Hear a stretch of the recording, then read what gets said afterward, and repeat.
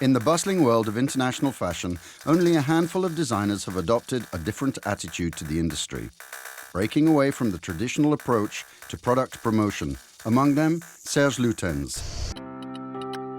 Serge Luthens, 1997, makeup artist, photographer, art director. He's also at the helm of Shiseido perfumes and is about to launch his own brand. For this photo shoot, the model's body was entirely covered with sequins. Serge Luthens, what's the best way to talk about perfume today? How to talk about perfume? Much as we would talk about anything else, I guess. We tend to build a story around it that turns out not to be true at all. When you create a perfume, it's neither about a woman or a man. The choice comes later. People choose. We don't determine our sex by placing a label on perfume. It's a matter of choice. In 1968, Luthens designed Christian Dior's cosmetics line from start to finish. He waited 14 years to create his own perfume.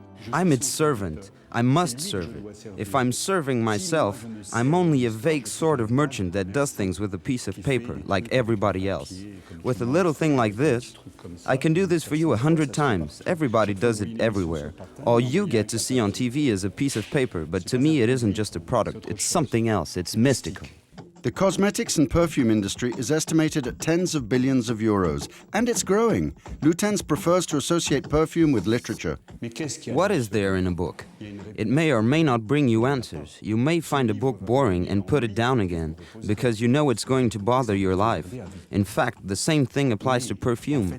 Even if you say it's amazing, what does amazing mean? What does this ordinary word that's used here, there, and everywhere mean anyway? To call it amazing means it responds to a need. If it's the answer for you, what's the point? Serge Luthens drew inspiration from Art Deco, softening its 1930s edge with a Japanese twist. But his vision of the profession is clear-cut.